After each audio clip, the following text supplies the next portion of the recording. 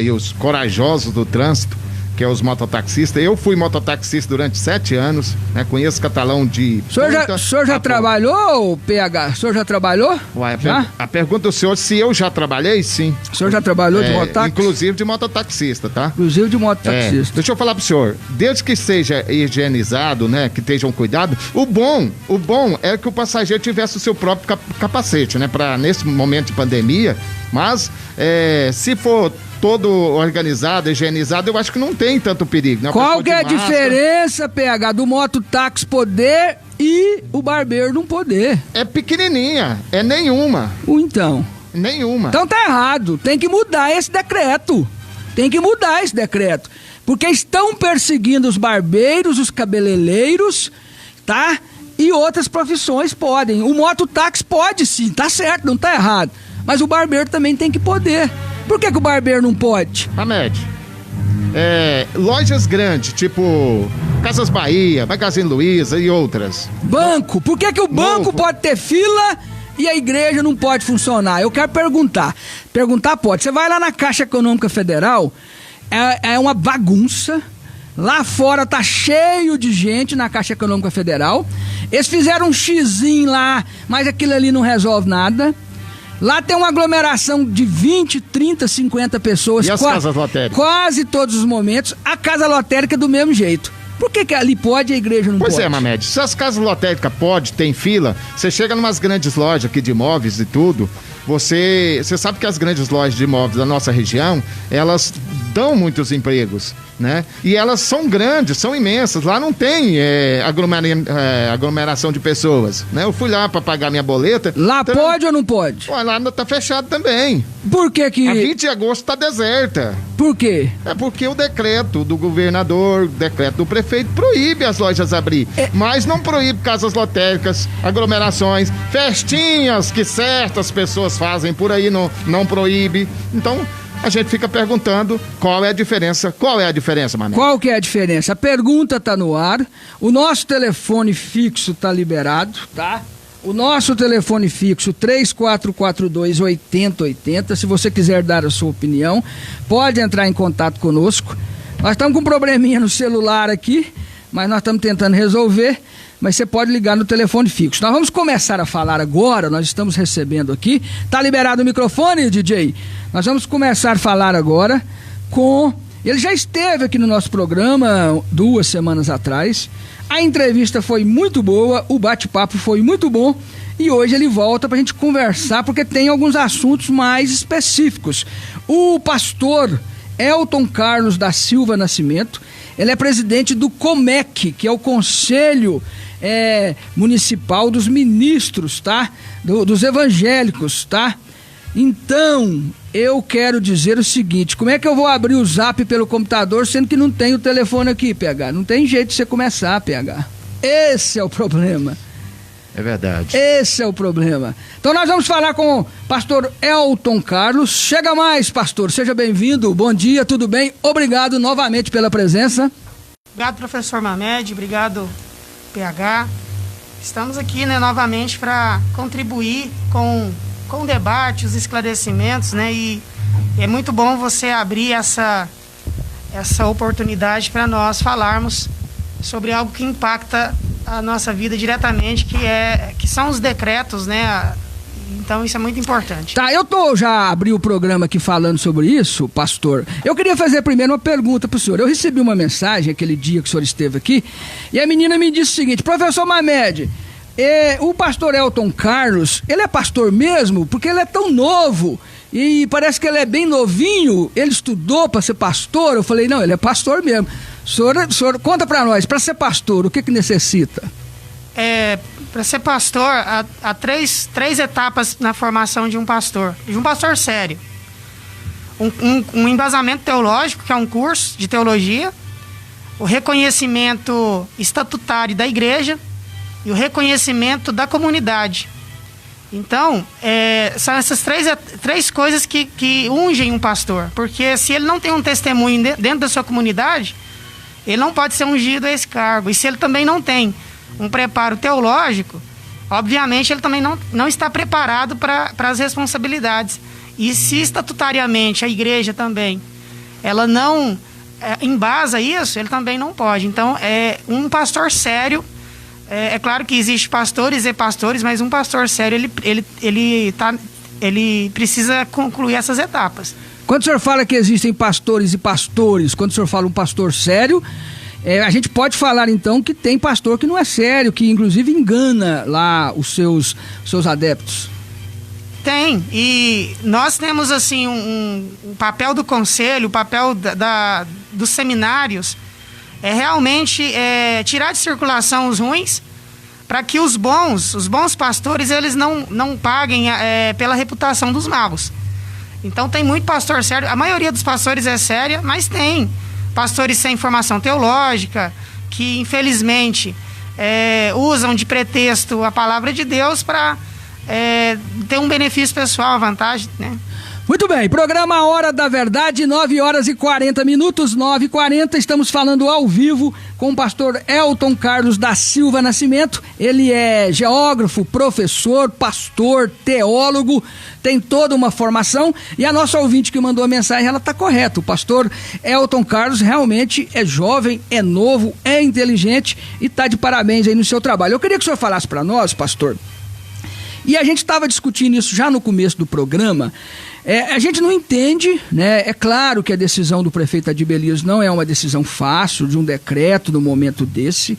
É claro que tem muitos interesses em jogo, mas no nosso entendimento, e nós podemos estar errados, né? Esse decreto, ele contém muitas contradições. Por exemplo, você deixa o mototáxi funcionar, mas não deixa o cabeleireiro e o barbeiro funcionar. Então, não tem muita justificativa para isso. As igrejas não podem funcionar, mas as lotéricas podem, os bancos podem, lá tem aglomeração, lá tem filas. Então, eu pergunto para o senhor, se a igreja, o pastor, sério, como o senhor falou, ele coloca álcool em gel, ele exige que use máscara, ele mantém uma distância lá de 2 metros de cada fiel, por que não pode? Como que o conselho, como que os pastores viram isso? Está errado esse decreto nesse ponto, pastor? Então, professor Mamed, primeiramente também eu reforço as suas palavras também. Eu creio que o poder público, ele tinha que dar uma resposta ao enfrentamento dessa pandemia.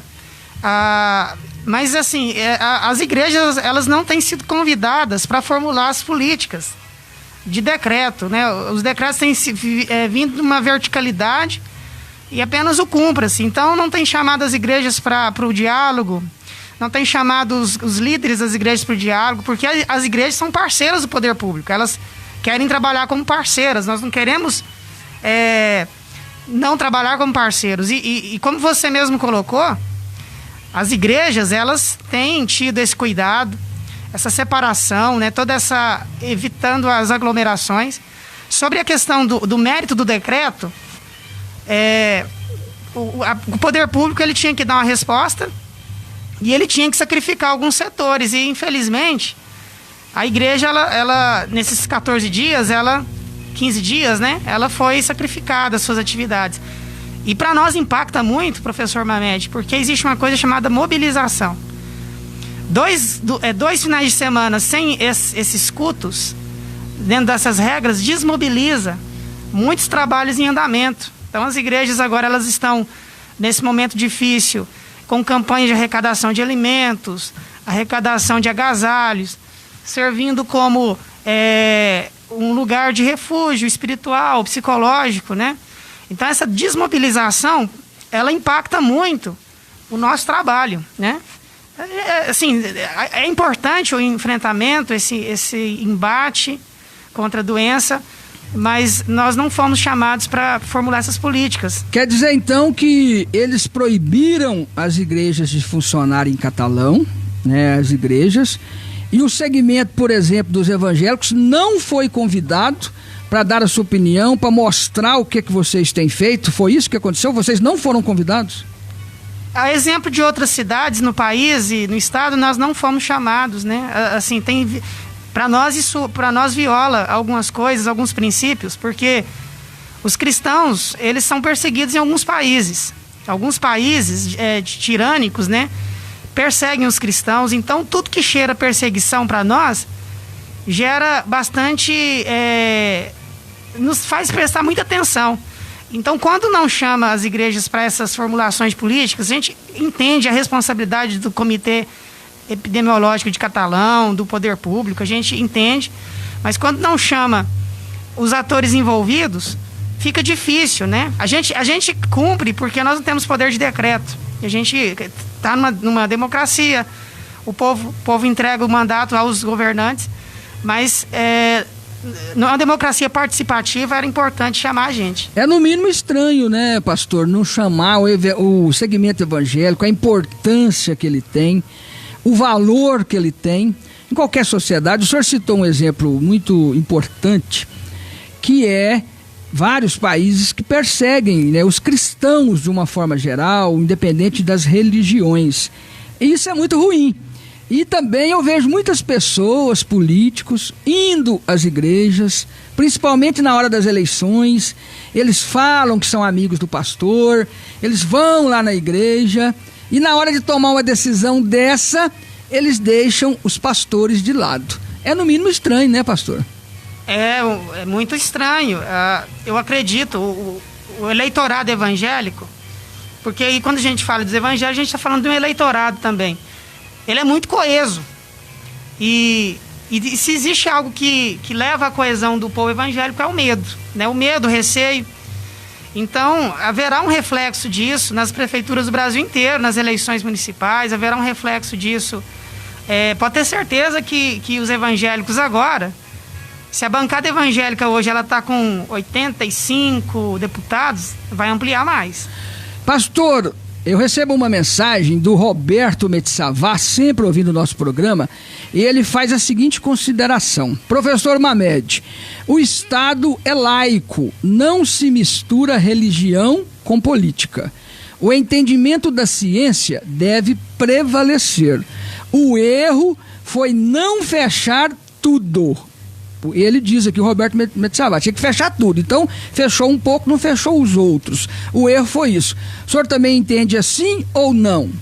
Eu entendo diferente do Roberto, porque nós podemos entender a efetividade do lockdown total. Nós podemos entender que ele é importante, mas temos que ver a viabilidade. Porque há determinados procedimentos que são inviáveis num país e em cidades de uma dinâmica muito diferente da Europa, de países mais avançados. Então, a ciência, é claro, ela predomina. A gente está falando de ciência, a gente está num programa de rádio. Isso aqui é ciência, né? Quem desenvolveu essa tecnologia foi a ciência. Mas a questão é a viabilidade, professor Mamed. Tem coisas que têm uma efetividade, mas não tem viabilidade. Então, o caminho é a flexibilização mesmo, mas algo inteligente, algo...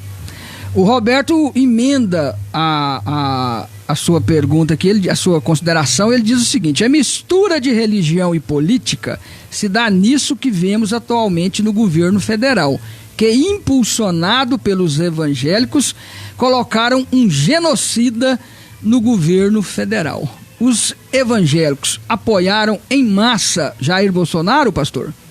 Professor Mamed, para a gente estudar essa questão da eleição de 2018, a gente tem que estudar os últimos 30 anos.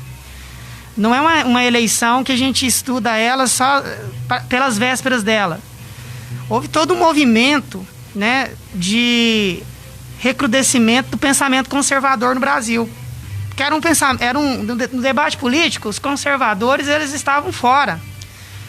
O que existia no Brasil era um partido que se dizia de direita, né, que disputava com um partido legitimamente de esquerda, e esse debate dos evangélicos ele era represado.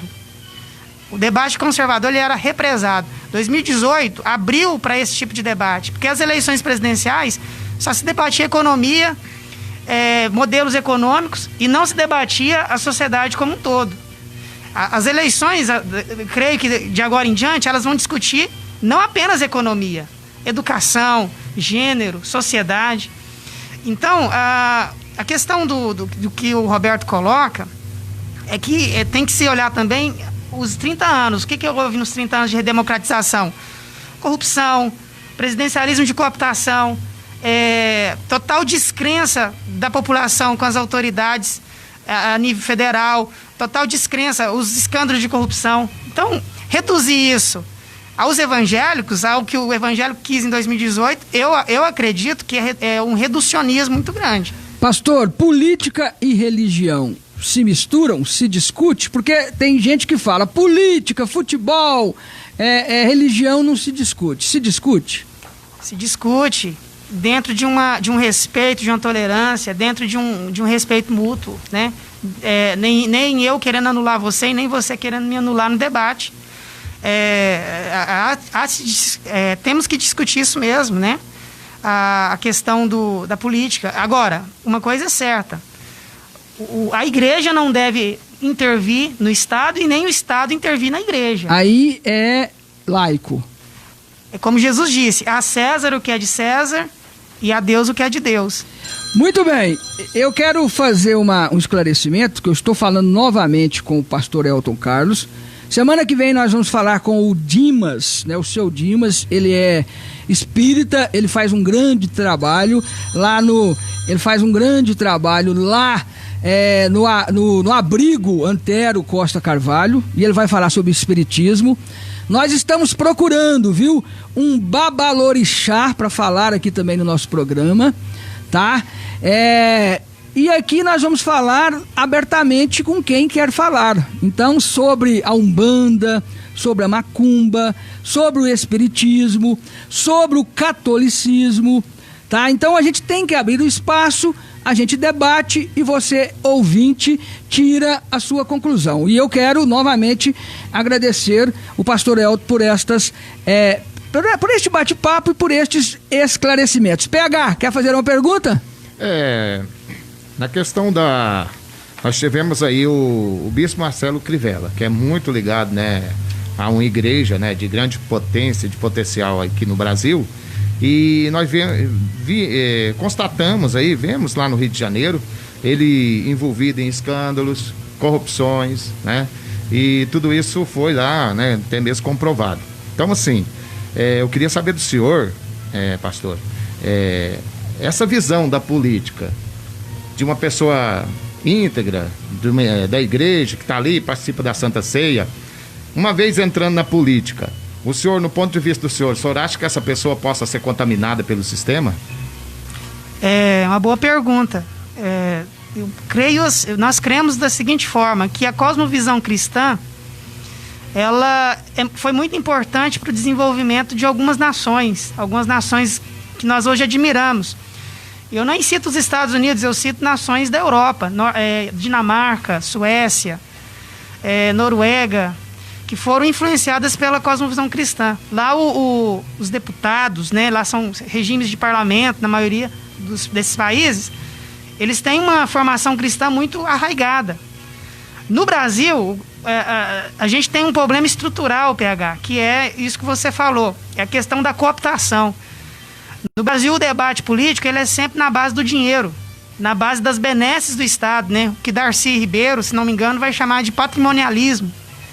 Então, quem é dono da máquina, ele usa essa máquina para não debater política, debater poder, né?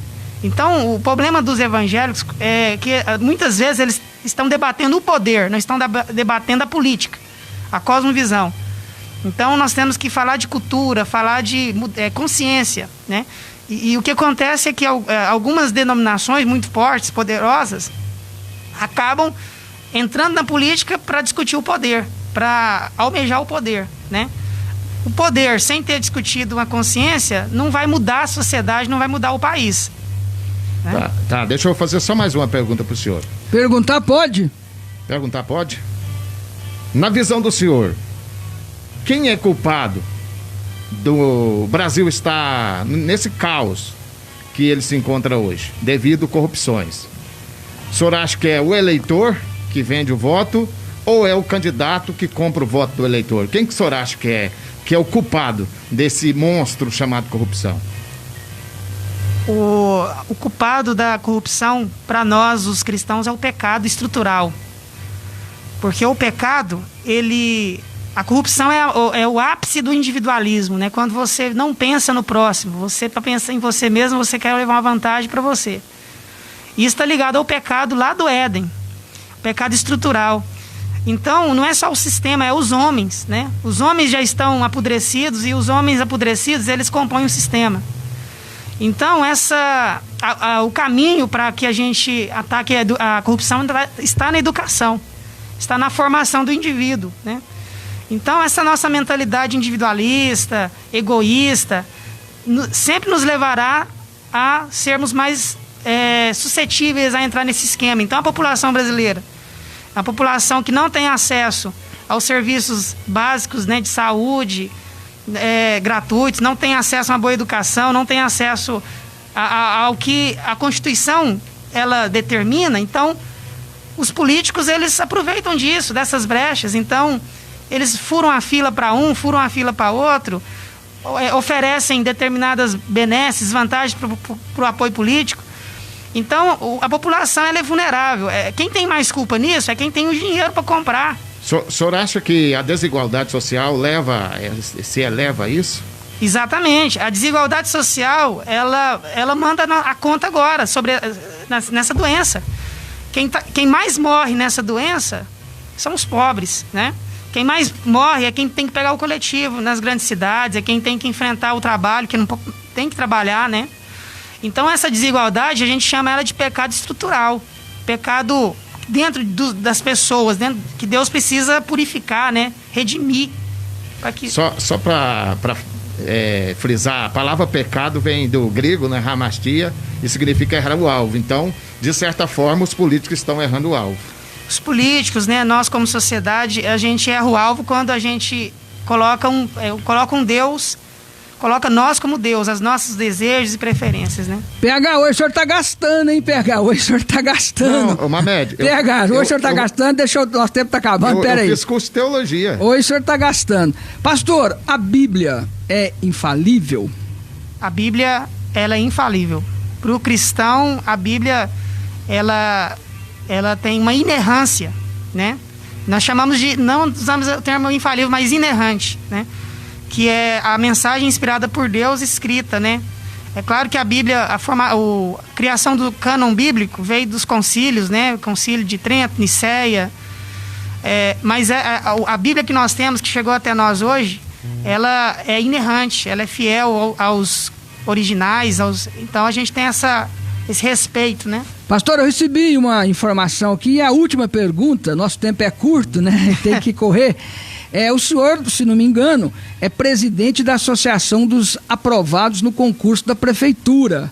Se eu não me engano, pelo que eu entendi aqui, é aquele concurso que foi realizado na administração do ex-prefeito Jardel Seba, e o prefeito atual Adibeliz não quis convocar os concursados e virou aquilo, parece que foi parar na justiça. É isso? Fala para nós sobre isso, rapidamente.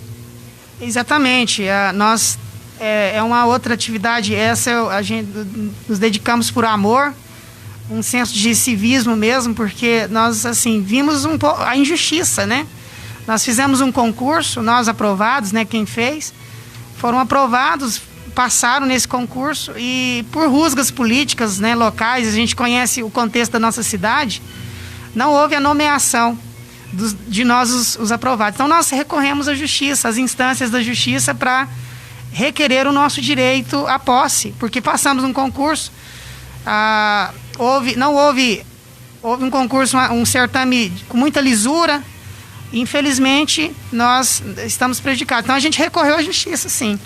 E ainda está correndo o processo? Sim. Pode ser?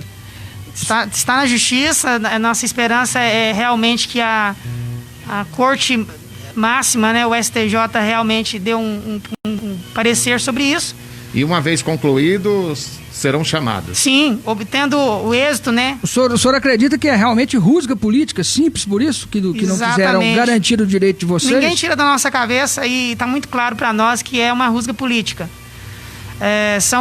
No Brasil é assim, os grandes eles brigam e quem pagam são os pequenos. E os pequenos têm que lutar para não ser esmagado pelos grandes. Muito bem, é isso, né? A gente fica aqui imaginando, né? O senhor fez para professor o concurso. Professor.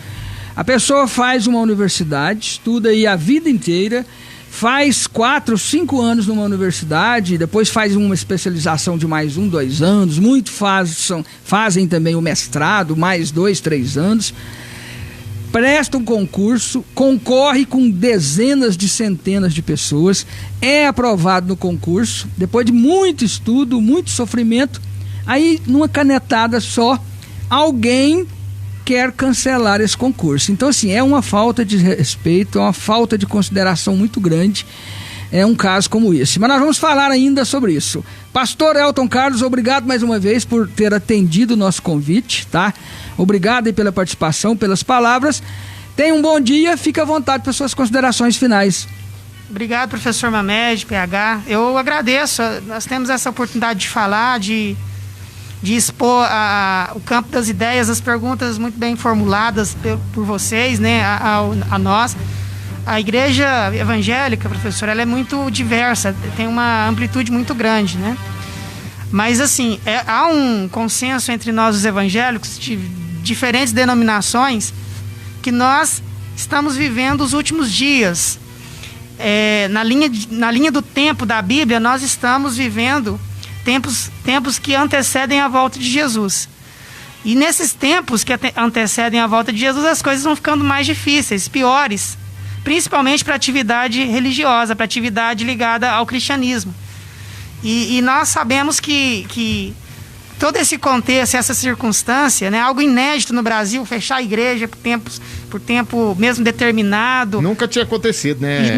Nunca havia acontecido. Nunca havia acontecido. A gente vê isso com muita naturalidade em ditaduras, tiranias, né? Mas não num país democrático como o Brasil.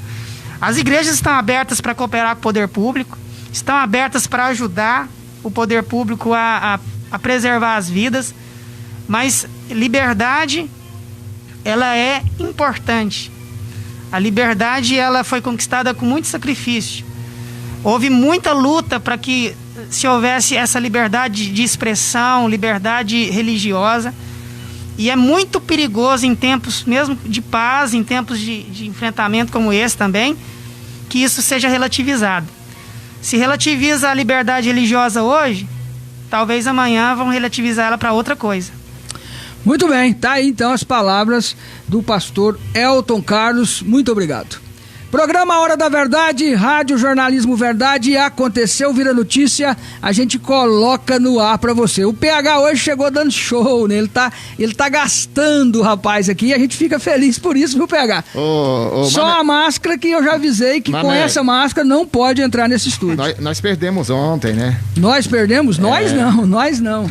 Mamed, perdeu nos pênaltis. Eu achei importante porque a luta da igreja no Brasil, ela nasce lá nos discípulos, né? Que vários discípulos foram martirizados aí em praça pública, perderam as suas vidas para que a boa fé, a palavra de Jesus, a boa semente fosse pregada a todo o mundo. Então, realmente foi uma luta, né, pastor? Chegar até os dias de hoje. Muito bem, já Elias Júnior, o repórter policial